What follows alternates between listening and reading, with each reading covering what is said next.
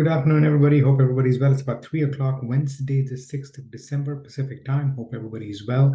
Mixed action all down in the market today because it started off very, very well and then just absolutely not a great day. Look at this. It started off actually pretty decently and then it just kept going down and down and down.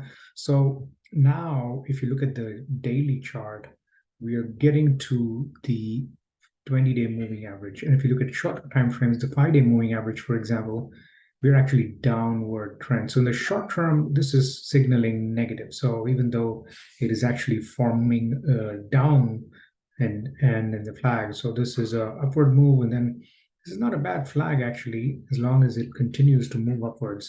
So this is a very nice move up flag. So this should indicate somewhere between the 14,000 and the Nasdaq and the 14,100 and the 14,000 or 14,100, it should reverse. And this is a nice bull flag, actually. I like this, but be cautious. Take smaller position sizes than I usually do.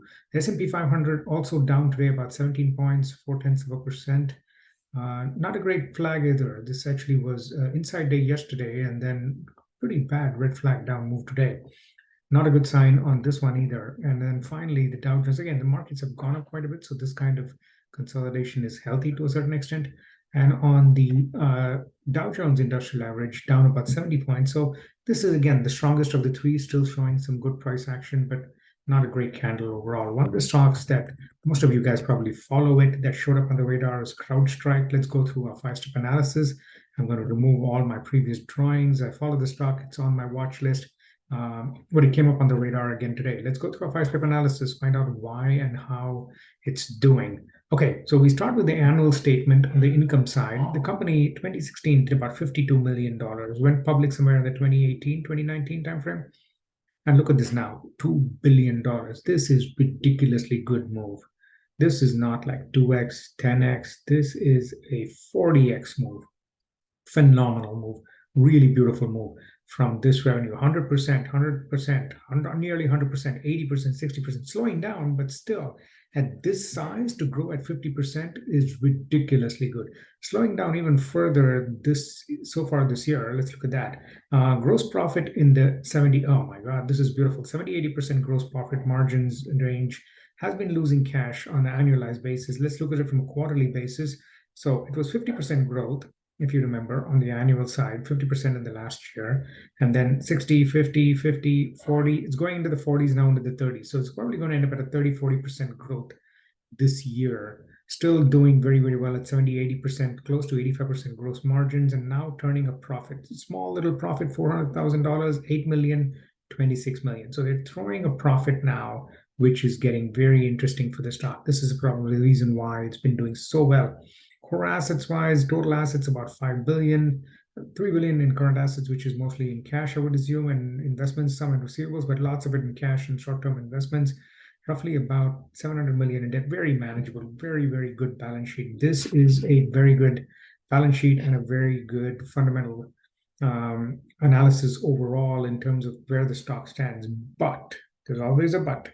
The price to earnings for a 30% growth stock is just ridiculously high.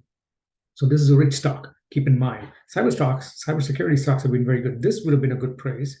11 times for the kind of growth at 50% growth would have been very, very nice. Obviously, this was in the beginning part of this year, but now it's nearly double that. That's rich. That is really, really rich. So keep in mind, this, if it takes a beating, it would take a heavy beating. So overall, 75% gross margins, 3% net margin, but this will improve. It's really, really good. I like where the stock is right now. They don't give any dividends out. Let's start looking at the charts. Monthly chart first, small amount of move up. This was an IPO in 2019. And then a little bit of a decline, stage 2, very nice. Stage 1, consolidation, accumulation, very strong move all the way up. Stage 4, decline. Look at this. This is the stage 4 decline.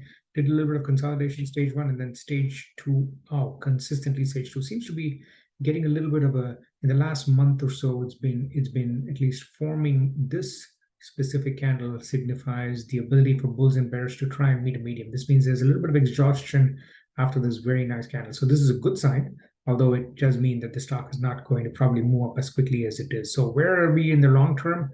The first channel I would see is this channel. It's growing up really, really well. Maybe even put it in there. We'll adjust it a little bit on the weekly channel.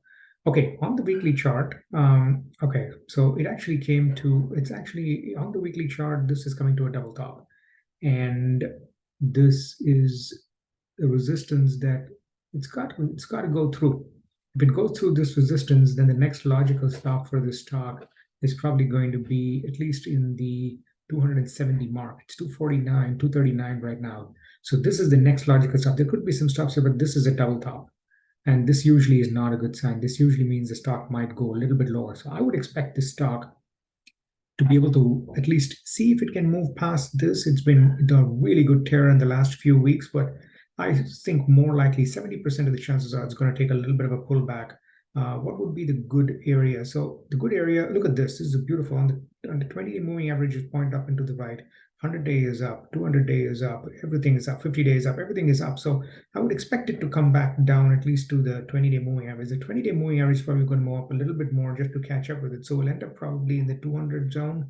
So I would wait for this. Most likely a very good place on the moving average for it to be able to do a consolidation, come back in is in the 200 zone. From 239, I would expect a little bit of a move up. That's expected, of course, because it's going very, very well.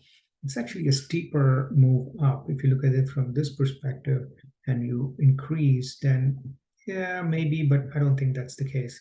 This is really more like this, and it's done a new, this is a new flag, this is a new channel altogether again. So expect that the double top should probably on the weekly move a little bit down, but 30% of the chances are it might move up even from here. Let's go to the daily chart, see what we see. Okay, moving averages, all of them are pointed up and to the right. This is a very strong sign. This is not a bull flag. This is more of a very nice after earnings flag. After earnings green candle. Look at that. This was earnings, very beautiful candle after that. And a price action moving up usually means this is going to go. I put more of my chances of this going a little bit down. Coming back to the 200-day moving average on the daily, it's 216. So this is a very, very good place for you to be able to enter the stock if you wish.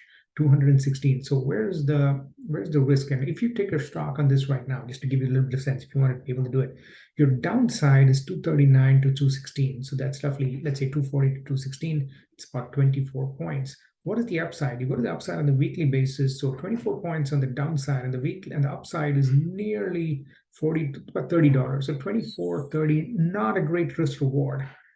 So I would wait for it to get closer to this range, to the 218 range. Wait for it to get to the 218 range where the 20-day moving averages catches up. Then your risk reward is much better. So you can even take a buy at the 2220, 224, expecting it maybe to touch the 20-day moving average, and then see what happens whenever it touches the moving average. Whenever it touches the 20-day moving average, sometimes it's gone below and even touched the 200. But a lot of times, if it is in a strength moving action, look at this. It touches the 20-day moving average and then moves right back up again. So a little bit below it, maybe touches the 50. So this zone, 200 on the daily chart, the 217 zone, the 50-day moving average will move up to the 200 zone. Anywhere between 220 to 210 is probably a very good buy for the stock for it to be able to make the move back again to 270. Thank you very much for watching. Hope you guys enjoyed this video. And if you get a chance, please share this on Twitter and comment. Let me know what you think. I'd love to be able to connect and see what you guys think of the stock.